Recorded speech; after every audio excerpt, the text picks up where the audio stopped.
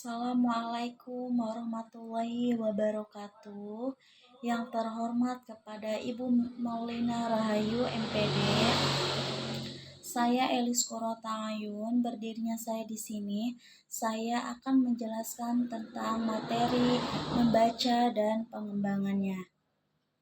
Di sini ada konsep membaca, yaitu menurut Tarigan tahun 1984 di halaman 7 menjelaskan bahwa membaca adalah proses yang dilakukan serta digunakan oleh pembaca untuk memperoleh pesan yang disampaikan penulis melalui media tulis.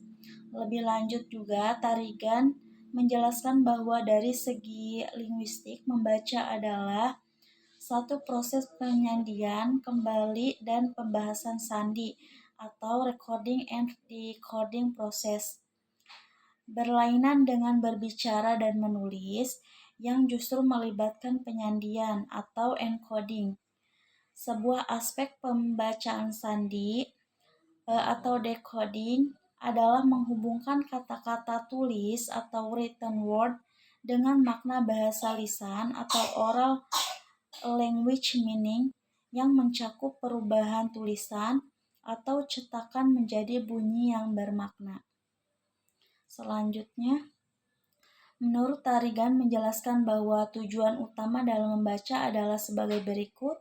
Yang pertama, memperoleh perincian-perincian atau fakta-fakta. Yang kedua, memperoleh ide-ide utama. Yang ketiga, mengetahui urutan atau susunan suatu bacaan. Yang keempat, menyimpulkan. Yang kelima, mengelompokkan. Yang keenam, menilai dan mengevaluasi. Yang ketujuh, membandingkan atau mempertentangkan.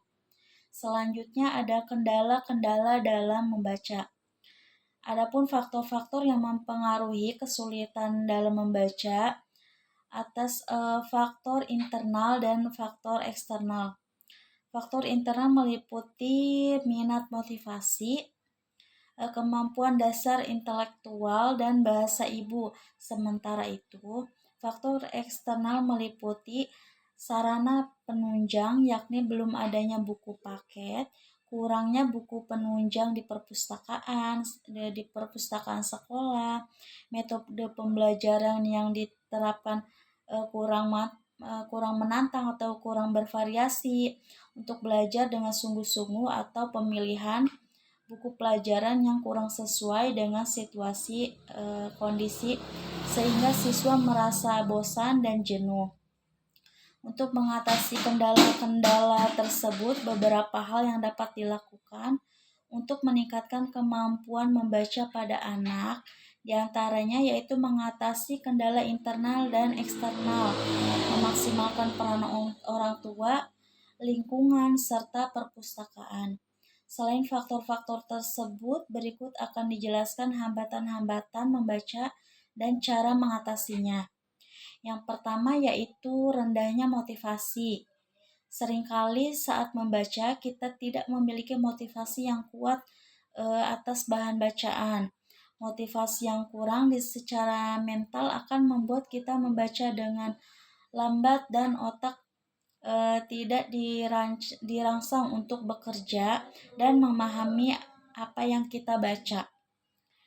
Kunci untuk mengatasi hambatan ini yaitu selalu tanyakan pada diri sendiri atau disebut dengan AMBK, apa manfaatnya bagiku saat membaca satu bacaan.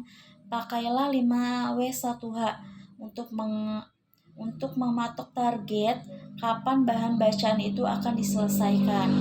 Yang kedua, sulit berkonsentrasi. Ketika kita tidak berkonsentrasi, informasi yang diterima oleh mata yang dituntaskan ke otak tidak mendapat perhatian yang cukup, sehingga kita kehilangan pemahaman atas bahan bacaan dan harus mengulanginya berkali-kali. Pengulangan ini disebut sebagai regresi. Saat membaca yang jauh dari kebisingan dan mempunyai cahaya penerangan yang cukup.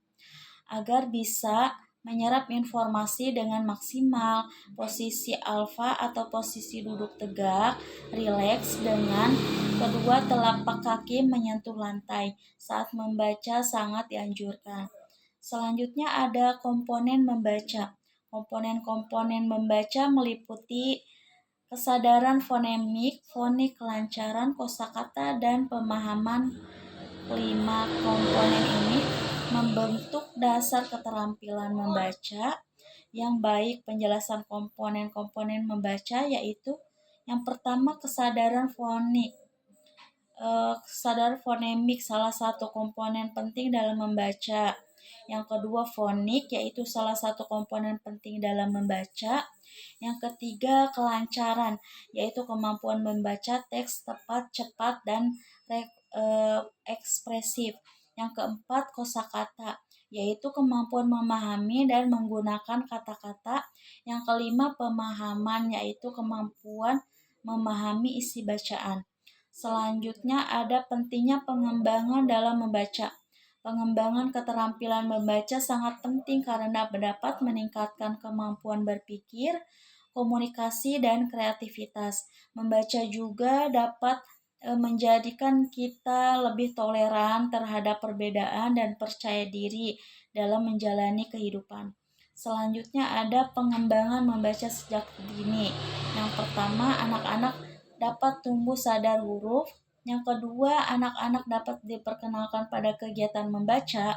Yang ketiga, anak-anak dapat diajak membaca, menafsirkan tulisan yang mereka lihat. Yang keempat, anak-anak juga dapat didorong untuk mulai menulis. Yang kelima, orang tua dapat menjadi contoh teladan bagi anak yang gemar membaca.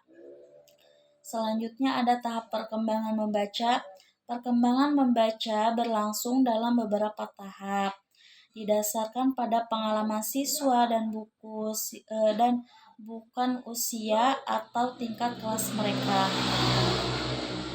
Baiklah, kesimpulannya yaitu berdasarkan pendapat-pendapat para ahli di atas, dapat disimpulkan bahwa membaca adalah proses yang dilakukan dan digunakan oleh pembaca untuk memperoleh pesan dan informasi yang hendak disampaikan oleh penulis melalui media kata-kata atau bahan tulis.